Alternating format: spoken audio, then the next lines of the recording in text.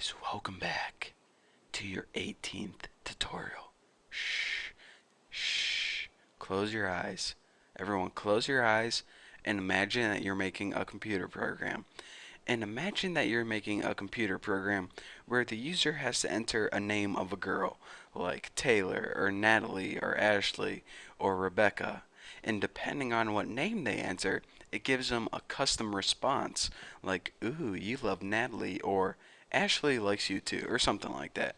So let's go ahead and try to make this. Well, the first thing we need is a variable named, we'll just name it girl, and we'll set it equal to, set it Natalie, since Natalie Portman is my dream girl.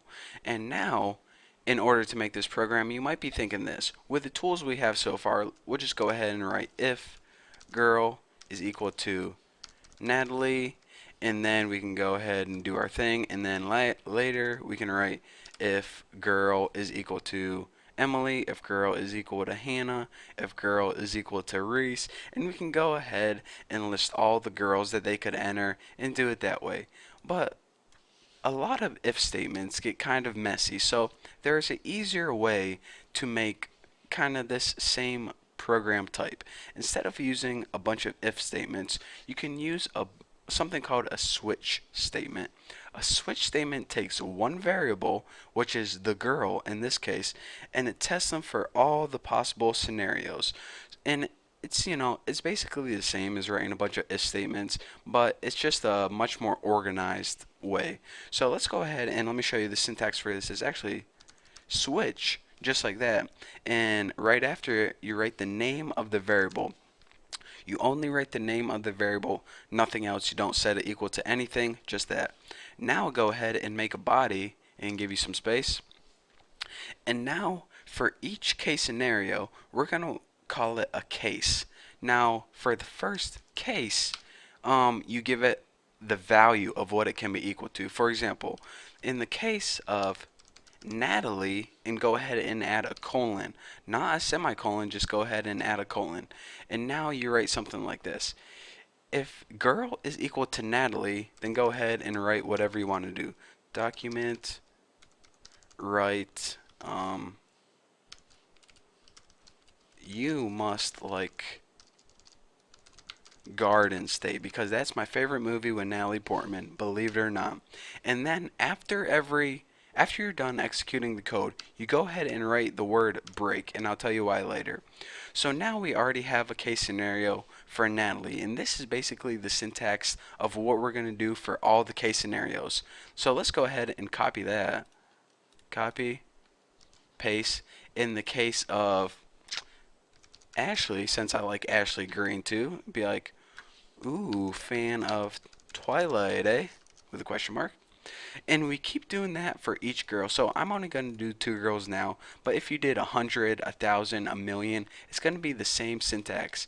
You write your switch in the variable that you want to test, and in the body, write case with a colon, the code with a semicolon, and break at the end. Now, I guess I can do this. The reason that you have break is this. Say you have a list of like 50 girls. Well, it's going to test this one, and then it's going to test this one, and then it's going to test the next 48 and test them all until it gets to the answer. Well, check this out. Since our girl is equal to Natalie right now, what break means is this. As soon as I get to this and I find an answer or find a value that variable equals, then there's no need to test the rest of these. So I'm just going to break out of it right now and go to right to the end. So if you have like Natalie, Ashley, Brittany, Emily, as soon as it gets to Natalie, it's going to say, alright, I found my match, I'm going to break. If you didn't have that break, it's going to go continue testing the rest of your stuff, and it's just going to cause a mess. Why would you want to make your computer test the rest of your answers when you already found your answer? It doesn't make sense. So that's what that little break word means.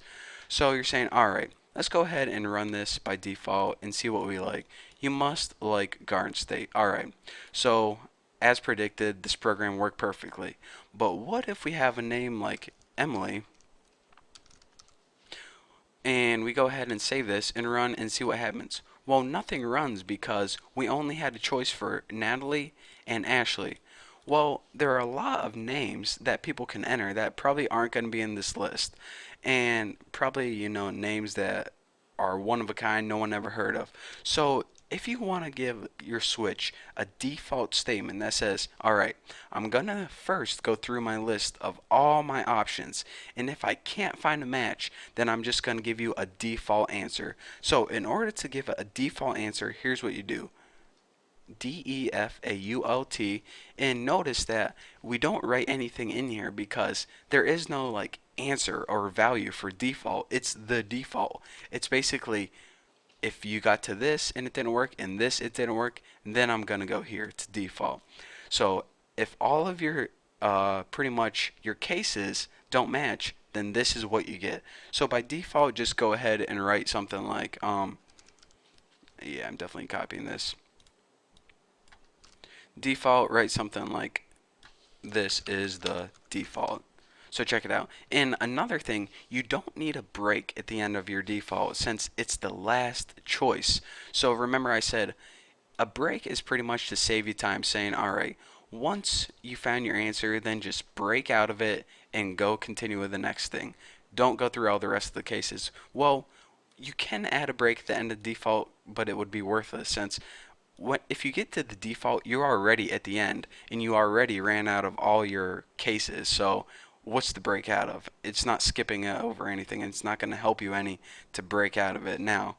You're already at the end. So anyways, that's why you don't need one. So let's go ahead and test this variable Emily right now. We have the variable Emily. So what's going to happen is this.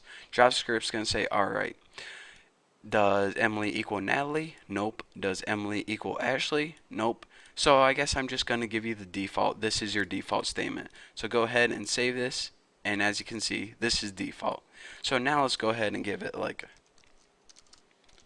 Ashley, just like that. And now go ahead and save it. And it's going to say, all right, does Natalie equal Ashley? Nope. Does Ashley equal Ashley? Well, indeed it does. So I'm going to go ahead and print out this, just like he told me.